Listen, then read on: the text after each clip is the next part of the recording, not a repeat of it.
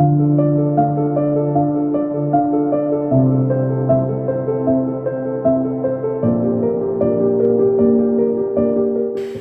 everyone, this is Jennifer Beamer, owner-operator of ExpertlyDyed Art by Science, and this is Community Questions, Episode 1.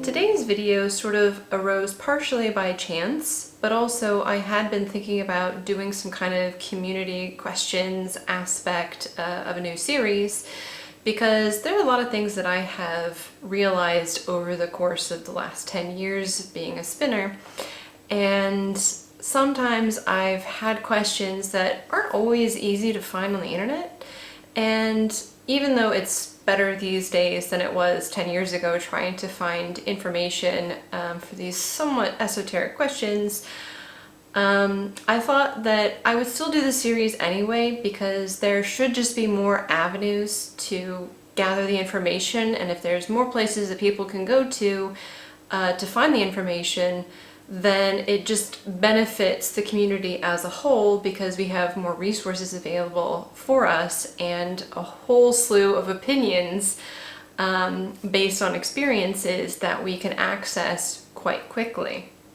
So what prompted today's video?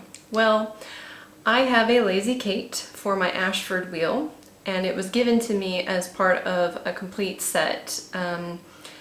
And even though I don't use the Ashford like I used to, before my Kromski, I had it sent to me here in the UK, I didn't realize that the Lazy Kate for the Ashford was smaller than the bobbins were for the Kromski wheel that I have.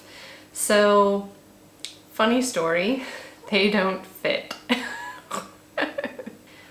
Like many things, whenever we're crafting and we're used to making certain types of things, I make 2-plies all the time, very easily, don't really think about it.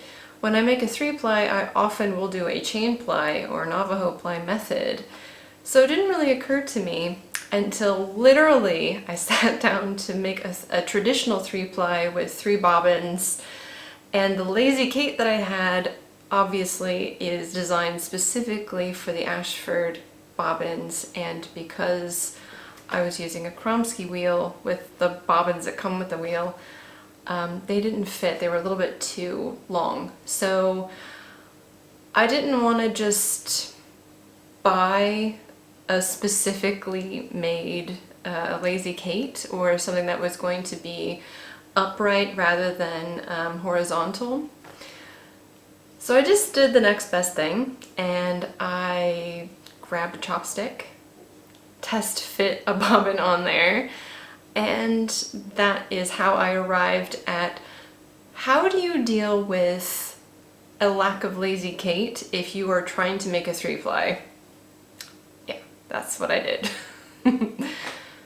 So my question for you today is, what other crazy workarounds have you come up with or designed to solve really basic questions, and maybe you were a little bit lazy? Because that's basically me. I was a little bit lazy.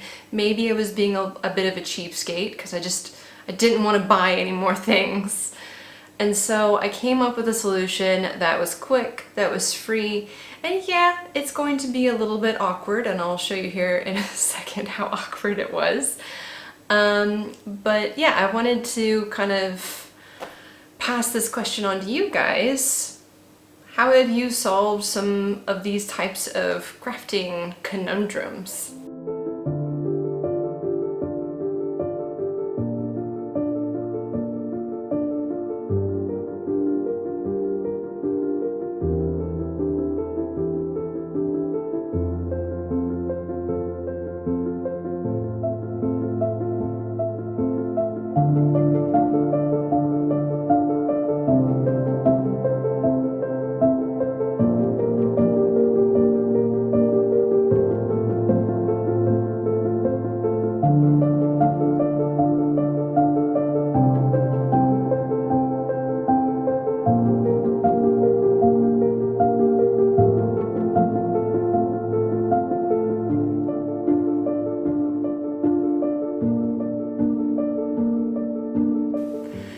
As you can see, it technically works, and I have a really good rhythm going. It isn't perfect, and I do have a few instances where if I'm not really concentrating on what I'm doing, there will be a kink put into one of the plies, and then I have to stop and unroll the kink to make it flat again. And yeah, tensioning is always more delicate with lace yarns, which is basically what I've spun here, because I wanted to make a 3-ply fingering weight yarn so that I could make a nice sweater at some point in 2021 maybe.